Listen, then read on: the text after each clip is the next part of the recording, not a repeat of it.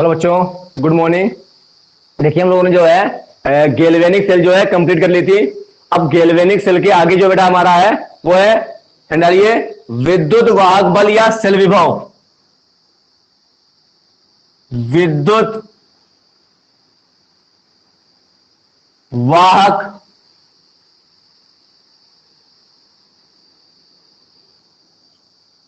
विद्युत वाहक बल या सेल विभव। विद्युत वाहक बल या सेल विभव। अगर ये हो चुका है बेटा तो मैं दोबारा रिपीट कर देता हूं, नहीं हुआ बेटा समझ लीजिए। विद्युत वाहक बल या सेल विभव।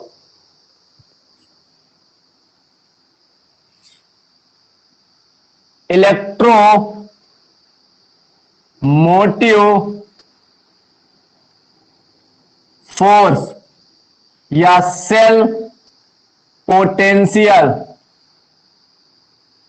पोटेंशियल विद्युत वाहक बल या सेल विभव, इसको शॉर्ट कट में बोलते हैं EMF। जो मैंने आपको बताया था इलेक्ट्रो मोटिव फोर्स, विद्युत वाहक बल।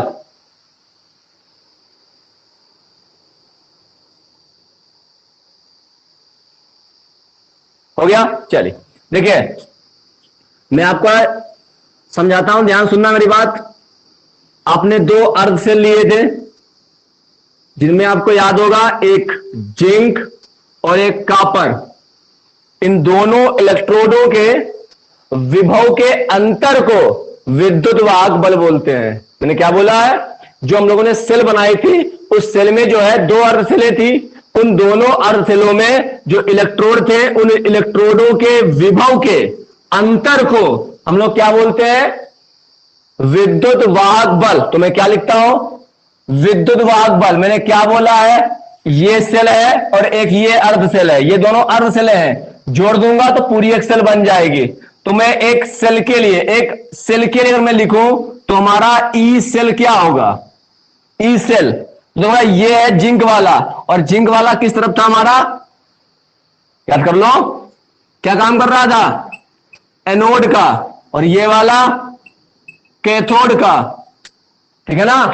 तो यहां बेटा होता है ई कैथोड माइनस ई एनोड, ये होता है बेटा फार्मूला। अब आप जानते हैं कि जो कैथोड होता है उस पर होता है हमेशा रिडक्शन, और जो एनोड होता है उस पर होता है ऑक्सीडेशन।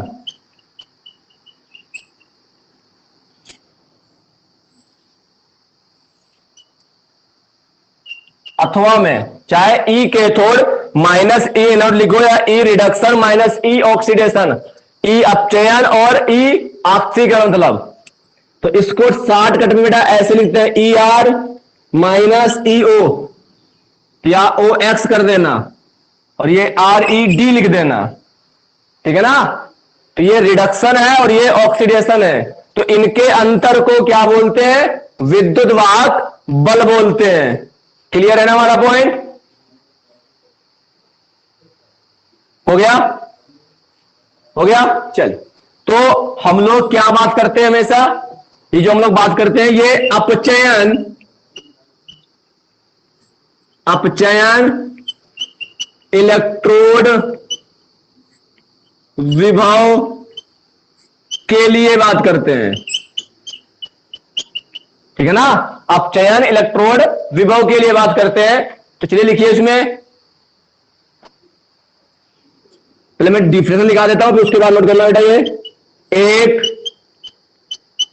विद्युत रासायनिक सेल, एक विद्युत रासायनिक सेल में दो अर्ध सेल होते हैं। एक विद्युत रासायनिक सेल में दो अर्ध सेल होते हैं। दोनों अर्ध सेलों के अलग अलग, दोनों अर्ध सेलों के अलग अलग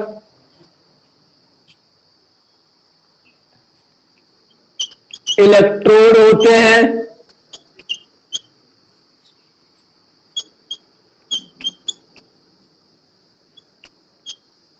इलेक्ट्रोड होते हैं। इन इलेक्ट्रोडों के इन इलेक्ट्रोडों के विभव के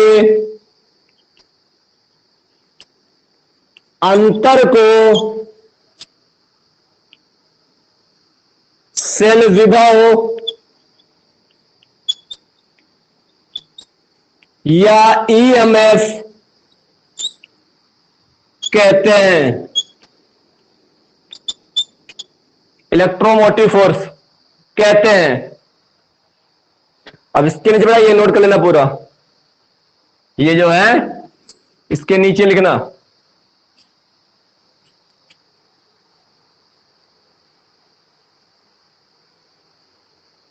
हो गया, नोट कर लीजिए।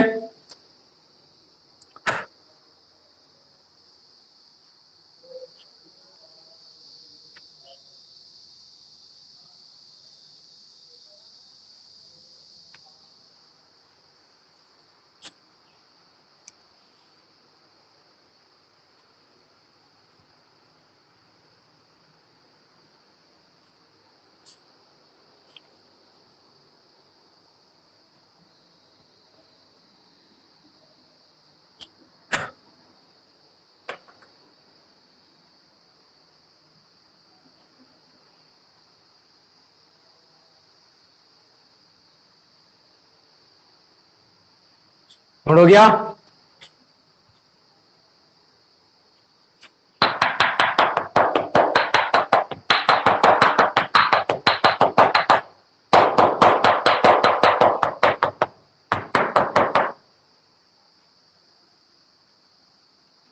डन है।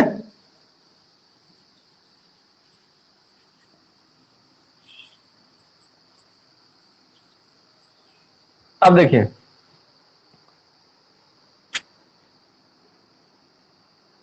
मानक अवस्था के लिए स्टैंडर्ड करना कुछ नहीं है बेटा, बेटा केवल नोट लगा देना है, बाकी पूरा सेम है। E naught cathode minus E naught anode, या E naught reduction minus E naught oxidation. ये मानक अवस्था के लिए बेटा है फार्मूला।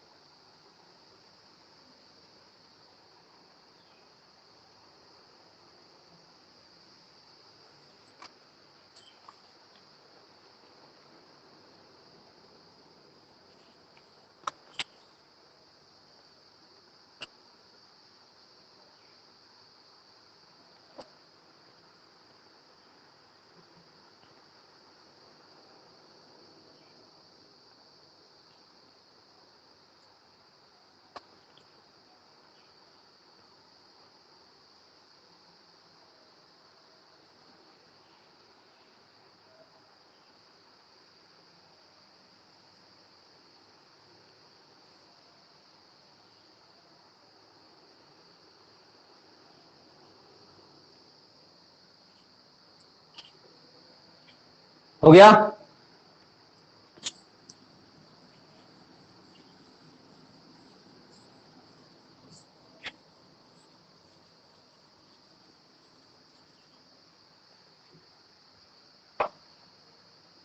आगे करें हम लोग। चल, अगली आपकी हेडिंग डालिए, मानक हाइड्रोजन इलेक्ट्रोड। मानक हाइड्रोजन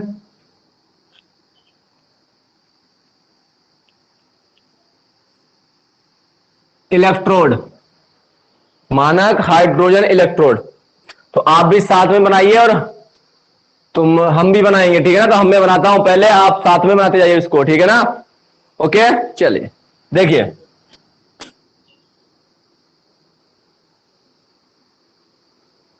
एक यहां पे नली ली जाती है बेटा,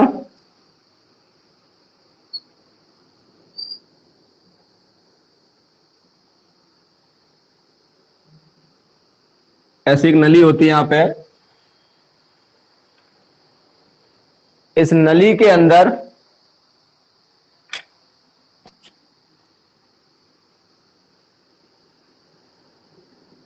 यहां एक कॉपर का तार डाल दिया जाता है। थोड़ा तार है तो थोड़ा मैं सही से डाल देता हूं।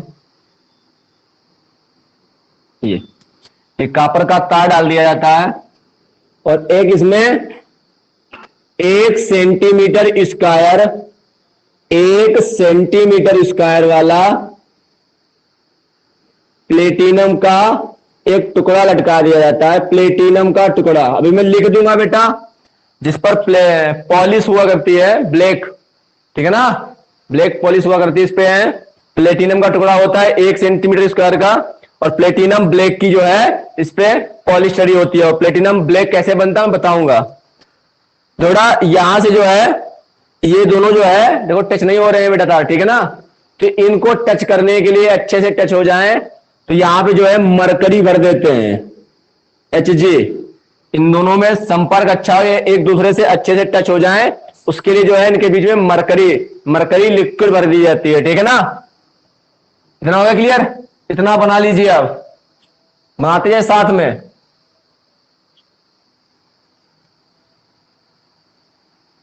बना लीजिए इतना।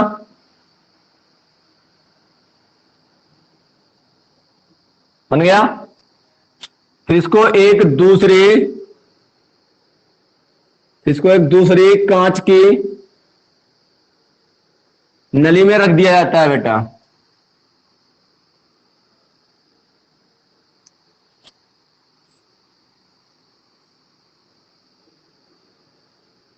ठीक है, दूसरी कांच की नली में रख दिया जाता है, जहां से एक एटीएम पर हाइड्रोजन गैस प्रवाहित की जाती है। इतना बना लीजिए बेटा।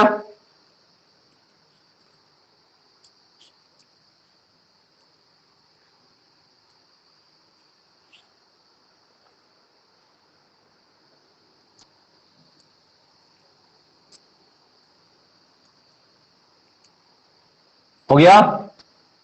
बन गया? फिर इस पूरे के पूरे उपकरण को एक पात्र में रख दिया जाता है।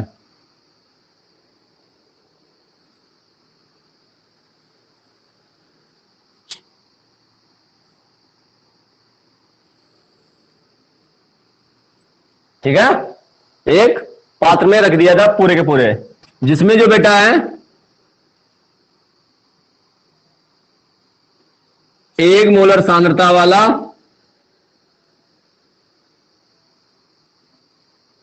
अम्लीय विलयन भर देते हैं। 1 मोलर सांद्रता वाला H+, 1 मोलर सांद्रता वाला। अब चाहे H+ वो कोई भी ले लो, मान लीजिए मैंने HCl ले लिया, H2SO4 ले लीजिए, आप कुछ भी आपको लेना लीजिए, बस अम्ल होना चाहिए बेटा उसमें, ठीक है ना। देखिए अम्ल लेना है वो, हमको कोई भी ले ले, हम प्रबल लेंगे तो अच्छा रहेगा बेटा, प्रबल लेते हैं इसलिए हम लोग HCl H2SO4। हो गया?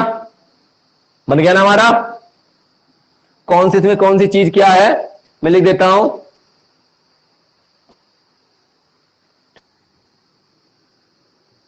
ये जो बेटा है आपकी प्लेटिनम की प्लेट है, और ये जो इस पे है प्लेटिनम की पॉलिश है, प्लेटिनम की ब्लैक पॉलिश होती है।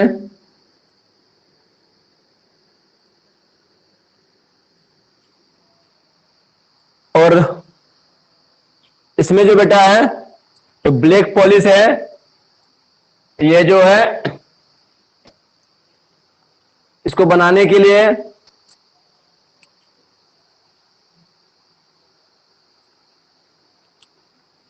क्लोरोप्लेटिनिक H2PtCl6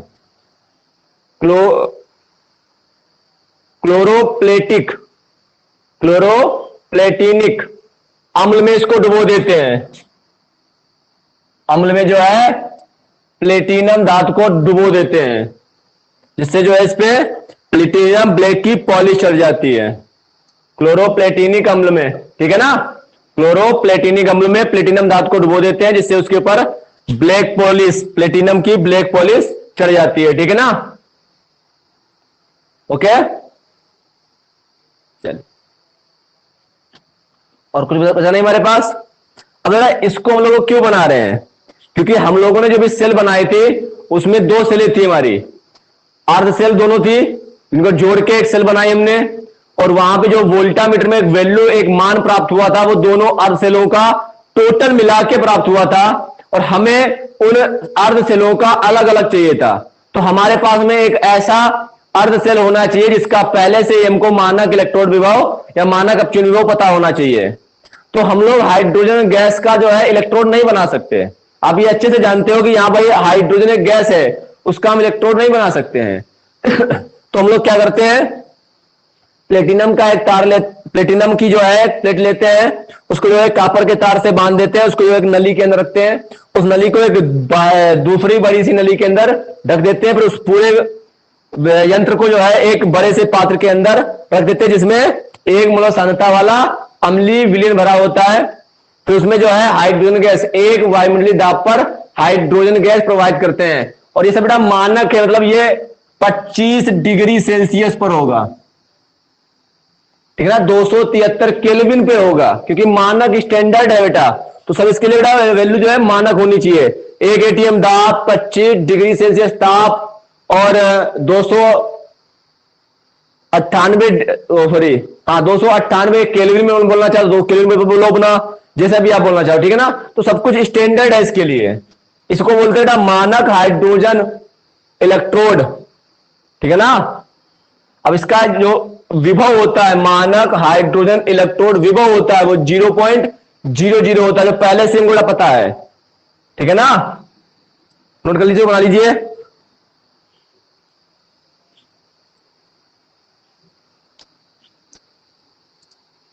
बन गया।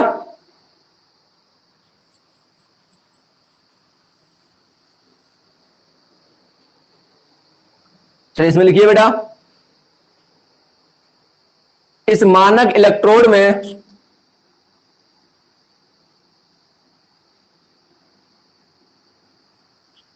इस मानक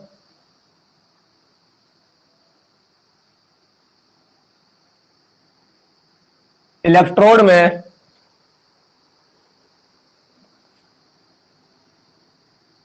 प्लेटिनम का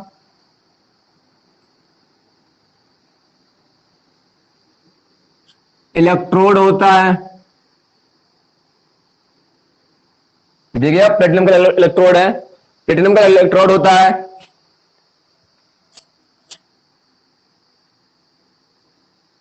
जिसके ऊपर प्लेटिनम ब्लैक जगह है, तो लिख लीजिए बेटा अभी, प्लेटिनम ब्लैक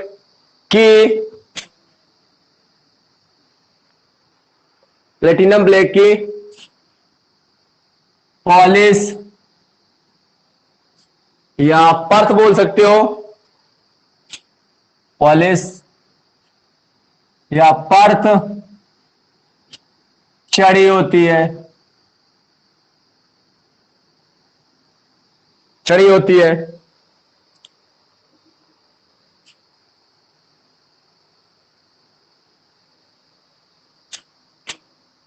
यह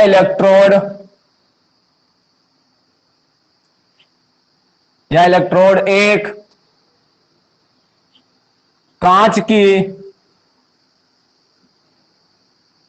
नली में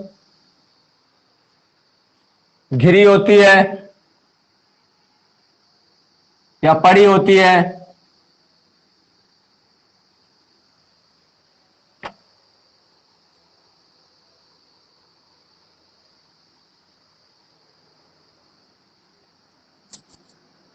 घिरी रहती है, ऐसे लिखना, घिरी रहती है, ये सही रहेगा सेंटेंस। घिरी रहती है जिसमें एक एटीएम दाब पर हाइड्रोजन गैस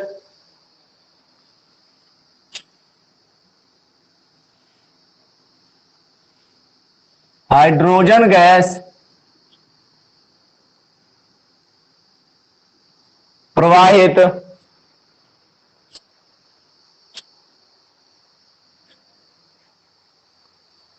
हो गया।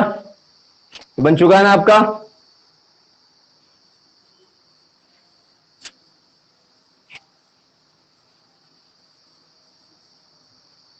प्रवाहित करने हैं तो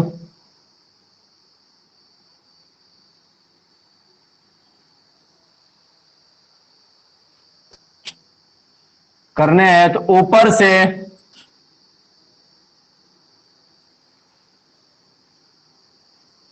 मार्ग होता है। आप चित्र को दे रहे हैं, उसमें लिखिए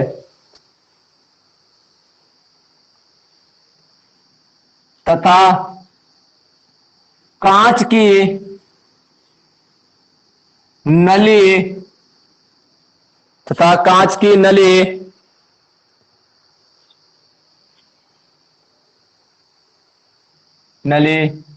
के नीचे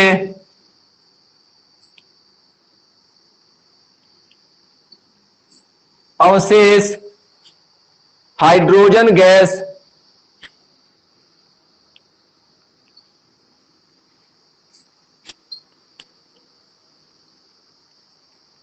निकलने हाइड्रोजन गैस निकलने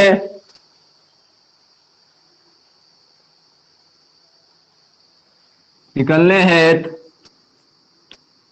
एक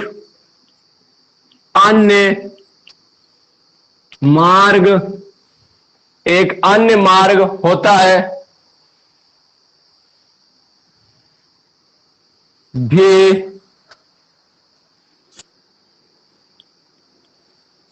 होता है।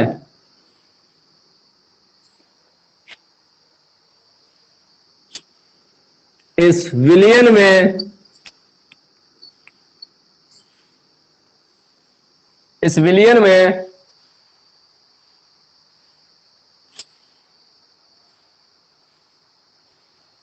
एक एटीएम दाब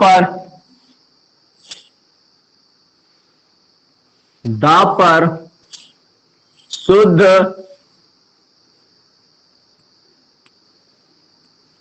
हाइड्रोजन गैस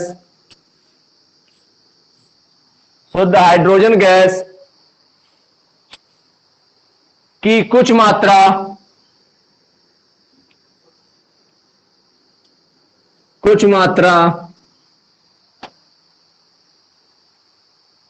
प्लेटिनम की सतह पर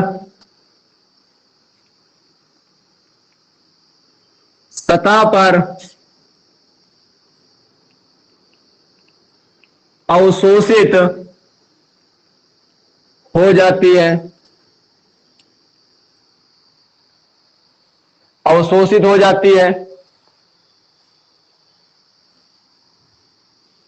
तथा शेष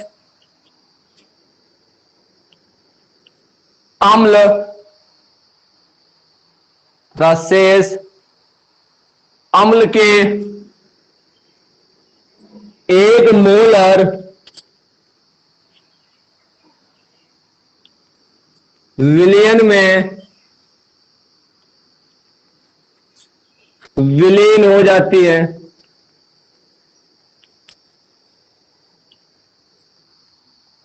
विलयन में विलीन हो जाती है।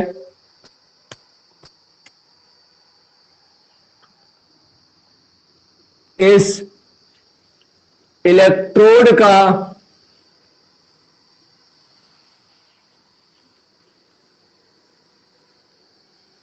इलेक्ट्रोड विभव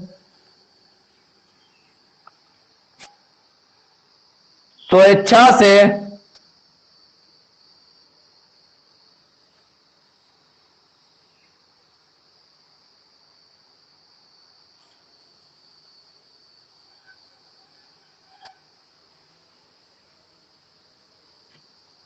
इस इलेक्ट्रोड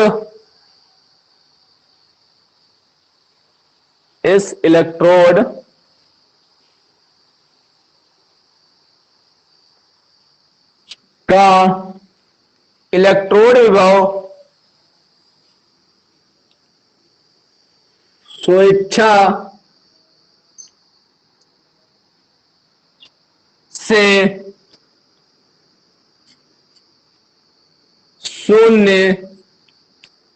0.0 वोल्ट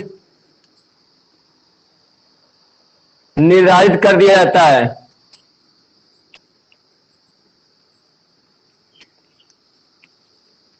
निर्धारित कर दिया जाता है।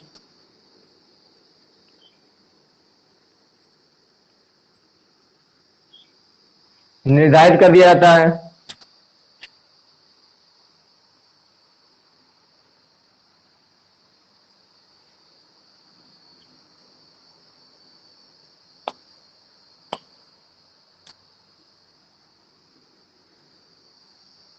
नोट कर लीजिए इसको।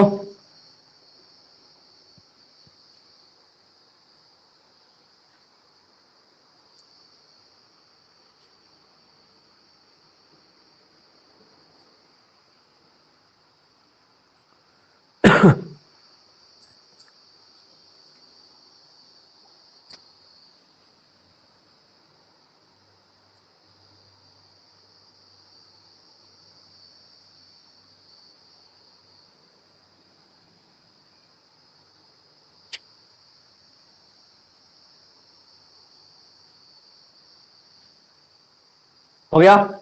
बाकी इसके जो एग्जाम्पल है हम लोग नेक्स्ट वीडियो में करेंगे। धन्यवाद।